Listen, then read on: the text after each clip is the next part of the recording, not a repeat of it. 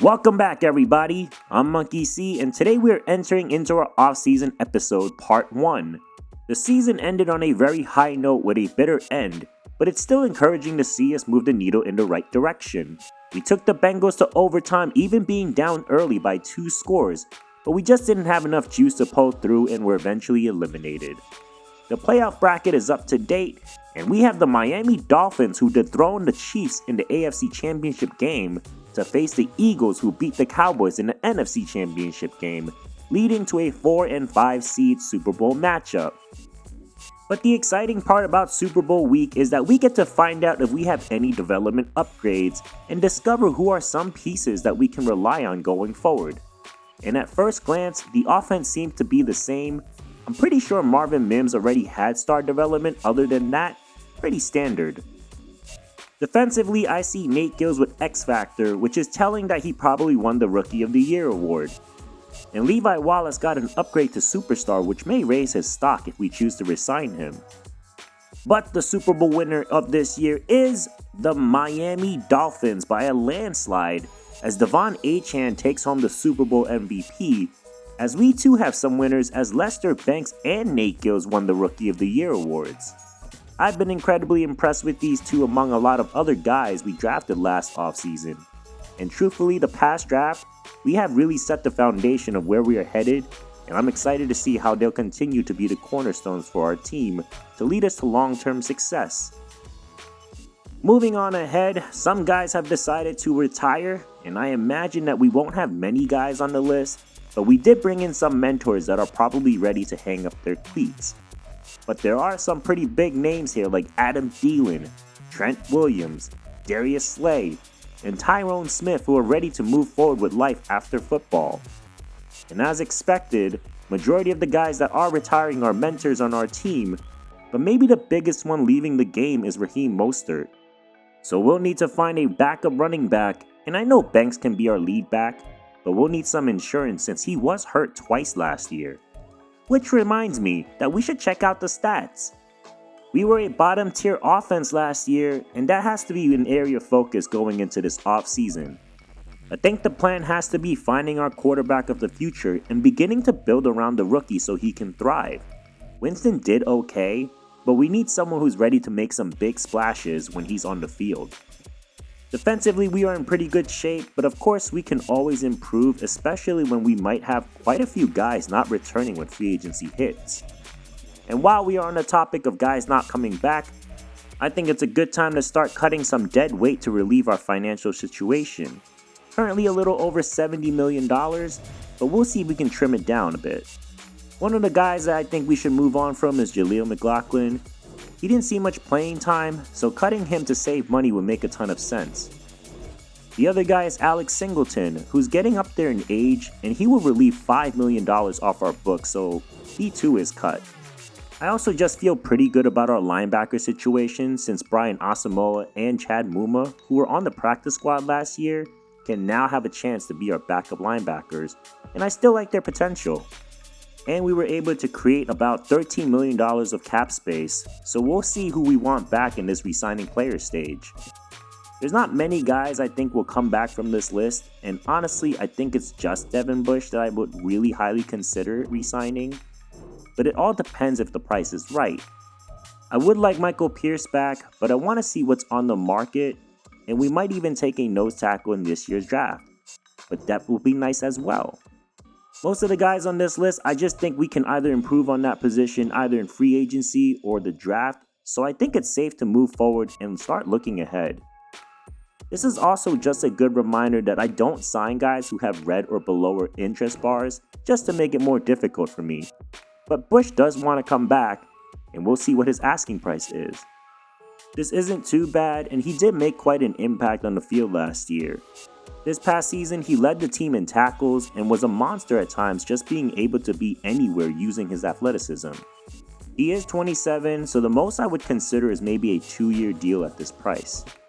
And Devin Bush will be returning back, and an exciting deal to finish off this stage of the off-season. So just a quick recap of what we need this off-season.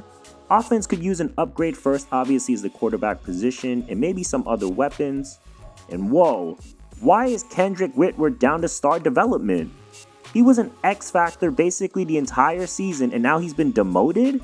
This is crazy. He's just 22 years old and finished third in the Rookie of the Year race. That makes no sense, but why? Just cuz. Great job, Madden. All that hard work and we'll have to build it up again. But that's not all. Lester Banks won the Rookie of the Year and he's been demoted to start development. What is happening? Fine, Whitworth didn't win the Rookie of the Year, but we're gonna demote the guy who did? Okay, I'm done with my rant. So we have a bit more work to do now, and we'll be losing some key pieces, so it's good to plan ahead.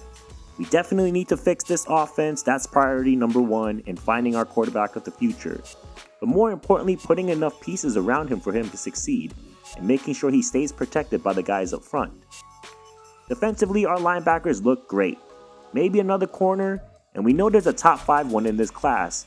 Nose tackle is in need, and both our safeties are heading to free agency, so another area of need. But hey, Riley Moss is now a star development player, and maybe we can move him to safety and let him be our guy up there. But we got a lot of work to do. We also have mock draft 3, and I'm interested to see what this looks like because the last time quarterbacks were falling, and now 2 are in the top 5. It seems like they're flying back up the board now, and we'll need to make some moves if we want one of these guys. But after the quarterbacks, edge rushers and receivers are projected to go pretty quickly.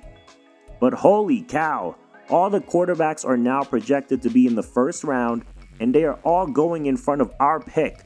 So we'll need to make some big time splashes this offseason. Oh, let's just make it more difficult because the Cowboys are also projected to take my favorite player in this class.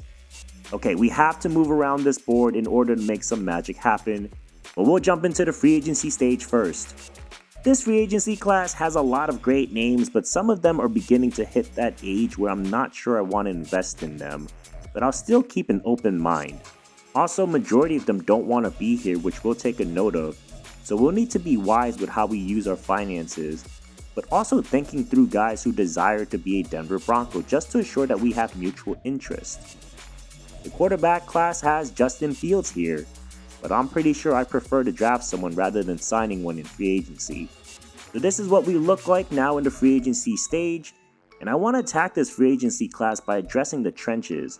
We were hit with a lot of injuries last year, and we need some insurance going forward. We need to also be thinking ahead as well, so considering that Courtland Sutton is a free agent next year, we may be looking for a young receiver either in the draft or free agency. On defense, I want to think about where we are headed when Zach Allen hit free agency next year as well. A nose tackle is a need for sure, and also might make a play by signing a safety if possible. I don't mind moving Barrington up there as well if we do draft a corner, but it's never a guarantee when it comes to the NFL draft. I always want to be put in a position where I take the best player available when drafting, and I think the best way to approach that is actually considering a trade to move up. I really want to make quite a few picks in this class, and I started with the Eagles who have 2 second-round picks, but I'm not willing to part more with what I'm offering here. I started thinking about jumping ahead of the teams that need a quarterback, and the Texans at 17 would make a ton of sense, but I still want to keep my first-round pick this year.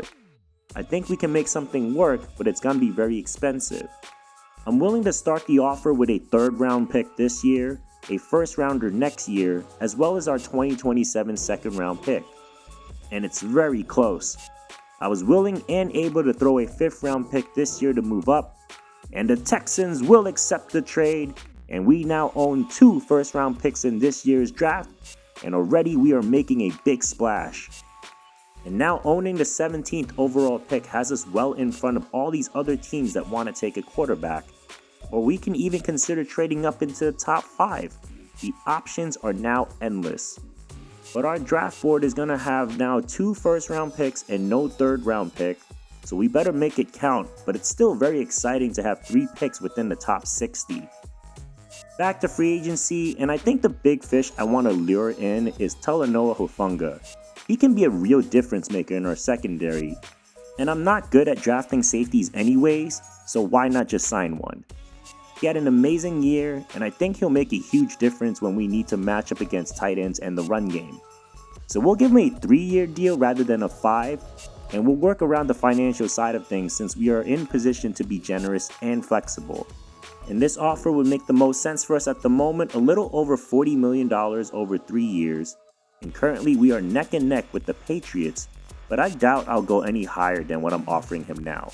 I really want to begin thinking about replacing the role of Raheem Mostert, who is able to pass protect and catch the ball out of the backfield.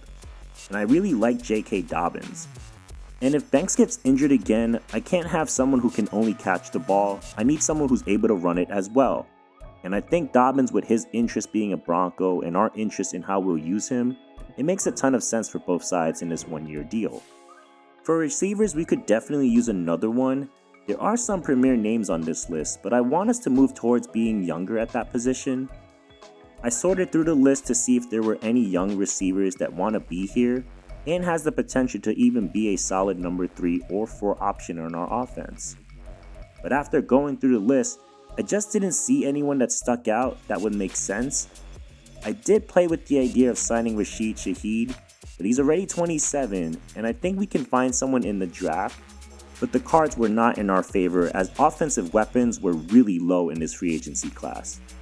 I still wanted to give a deal to an offensive lineman because I was displeased with our second-round rookie Carlos Williams at guard last year, and I think a healthy competition is needed for him to thrive in his second year. Plus, it gives us more depth. Isaiah Wynn is a guy that I like, and certainly someone who could play multiple positions up front, so we'll offer him a 1-year deal as well. Defensively, we need to think about life after Zach Allen, but we also need more size in the trenches. There just weren't any when looking through the defensive end list.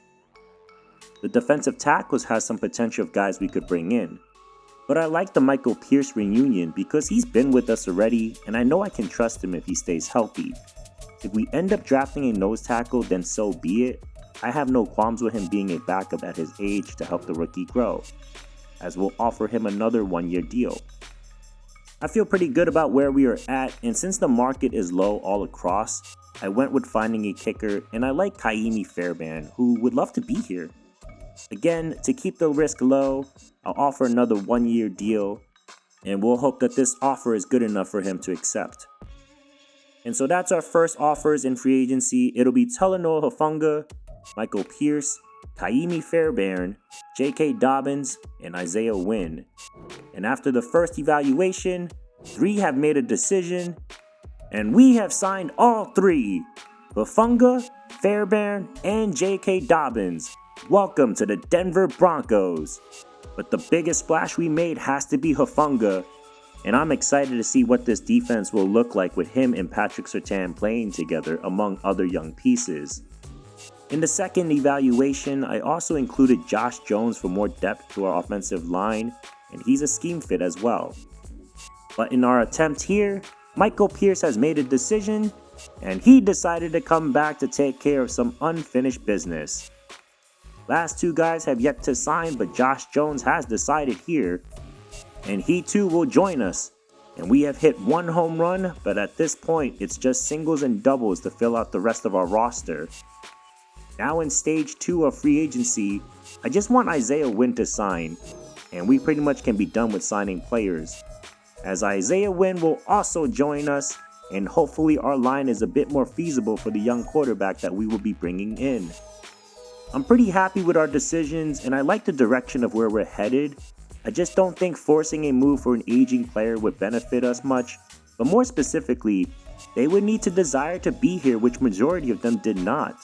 But we landed some solid players, and of course Hufanga being the biggest one, and now we can go into the draft with a bit more ease of not forcing us to choose players based off positional needs, rather their potential as best player available.